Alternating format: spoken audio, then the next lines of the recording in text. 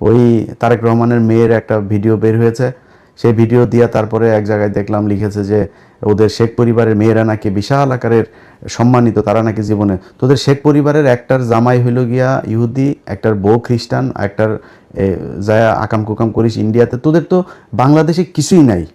তারেক রহমানের মেয়ে কোন গানে গিয়ে বন্ধু বান্ধবীর সাথে পড়াশোনা করে সেখানে গিয়ে সে ফান করেছে, সেটা তো বহুত ছোট জিনিস। তারেক রহমানের তো আর তার মেয়েরে তো আর ওই অন্য লন্ডনে তো আর ফেলে দিয়ে আসে না আরেকজনের সাথে।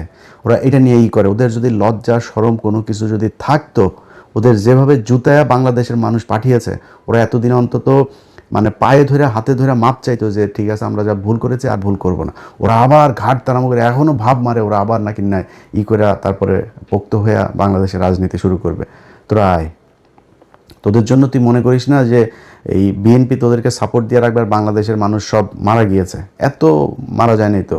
এই জামাত শিবির আজকে যে অবস্থানে আছে না, এর চেয়ে আরও ভয়ঙ্কর খুব ভার্নারেবল একটা পজিশনে থেকেও কিন্তু তারা এই দেশে ফাইট করেছে, পালায় যায়নি কেউ, রাজনীতি করেছে এই দেশে। এখন তো তাদের অবস্থা অনেক ভালো, চাইলেই উপড়ায় ফেলা যাবে না, একদম নিষিদ্ধ করে এগুলি করে যাবেন।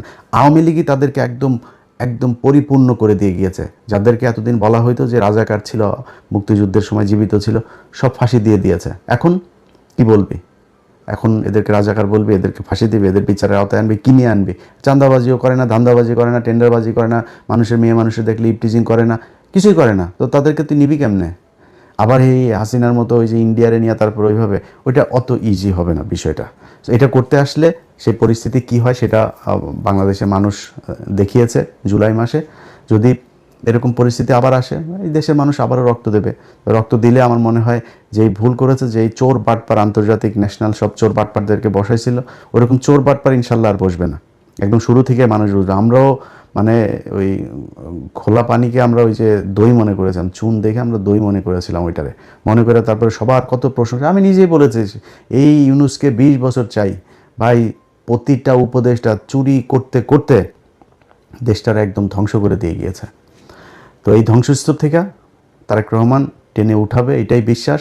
মন্ত্রিপরিষদ নিশ্চয়ই উইদিন 6 মান্থ বা 1 বছরের মধ্যে এটার পরিপূর্ণ একটা হবে। নিশ্চয়ই তারেক রহমান সেই জায়গায় নিয়ে আসবে। আর ভাই, আপনারা যারা মন্ত্রী টন্ত্রী এমপি টেমপি আছেন, চুরি করার সুযোগ পাবেন, কিন্তু দেশের একদম ওই দেউলিয়া বানায় তারপরে যদি চুরি করতে যান তাহলে কিন্তু সমস্যা হবে। রিজার্ভ কত? ডক্টর ইউনুস তো তেনা তুনা পেঁচায়া, আকুর বিল বাকি, আদানির বিল বাকি, বিশ্বব্যাংকের বাকি, কিস্তি বাকি, IMF-এর কিস্তি বাকি, বিভিন্ন বাকিটা কী করে শেষের দিকে এসে আমরা $29 বিলিয়ন রেখে গেলাম। এই $29 বিলিয়ন ভাই, এই রোজার পরই অবস্থাটা দেখেন না। অলরেডি ডলারের দাম ঊর্ধ্বমুখী। আজকে জ্যাকসন আইটি গিয়েছিলাম, দেখলাম যে আমি গত 3-4 দিন আগে জ্যাকসন আইটি গিয়ে দেখলাম কত যেন আজকে তার চাইতে 1 টাকা বেশি। তো ডলারের দাম বেড়ে যাচ্ছে। তারপরে জিনিসপত্রের দাম, এখন এই যে রমজান এসেছে, জিনিসপত্রের দাম বাড়ানো, নানান চ্যালেঞ্জ সরকারের হাতে।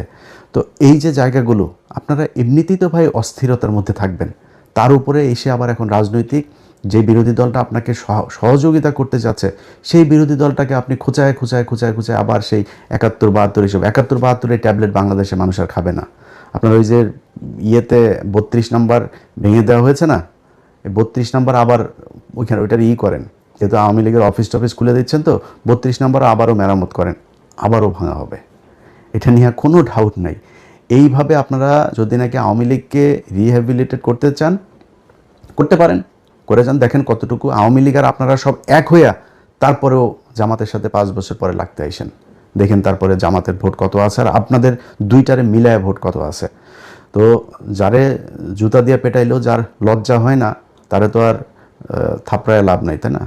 তো জুতা দিয়ে পেটাইছে আওয়ামী লীগ, তারপরে আওয়ামী লীগই ভালো, আওয়ামী লীগের লোকজনের আপনাদের এত প্রীতি আওয়ামী লীগের সাথে, তো করেন, সমস্যা কোথায়? আপনারা চালাইতে থাকেন আওয়ামী লীগের নিয়ে, মানুষ এগুলি দেখছে। আপনি যদি মানুষের মাইন্ড রিড করতে না পারেন, তাহলে এই আওয়ামী লীগের যে অবস্থা হয়েছে, আপনাদের অবস্থা ঠিক ওইরকমই হবে। আপনারা আওয়ামী লীগ এবং এই ইন্ডিয়ার আজকে এই জুলাই আন্দোলনের একদম মূল এজেন্ডা ছিল হচ্ছে এই দুইটা, যে আওয়ামী লীগ ইন্ডিয়া, এই দুইটার ব্যাপারে মানুষ এত পরিমাণে খেপেছিল, সেই দুইটারই আপনারা বিশাল প্রীতি দেখাইতে যাচ্ছেন। মন্ত্রী পরিষদটা আমি যদি নাকি নাম ধরে ধরে বলি, ওনার এত সব প্রভাবশালী লোকজন, তো আর নতুন করে আর বিতর্ক বাড়াই না, বাট আমার কাছে মনে হয়েছে যে একদম 8-10 জন একদম ইন্ডিয়ার মানে পয়দা করা মন্ত্রী এখানে বানানো হয়েছে, একদম চিহ্নিত ইন্ডিয়ান রয়্যাল এজেন্ট, তাদেরকে এখানে মন্ত্রিপরিষদে বসানো হয়েছে। সো সেই মানুষগুলিকে নিয়ে আপনারা বাংলাদেশের মানুষের সাথে তামাশা করলেন, জুলাই সনদই করলেন না, করতে থাকেন, সমস্যা নাই। এই পৃথিবী শুধু 5 বছরের জন্য না। আজকে আপনারা যেই চেয়ারে বসে আছেন, এই চেয়ারে আপনাদের যে বহু প্রতাপশালী শেখ মুজিব ছিল, বহু প্রতাপশালী শেখ হাসিনা ছিল, আজকে তাদের অবস্থা কোথায়? শেখ হাসিনার দিন কাটে এখন, আগে 2-1 বোতল খাইতো, এখন মনে হয় 8-10 বোতল ফেন্সিডিল খায় তার দিন কাটে।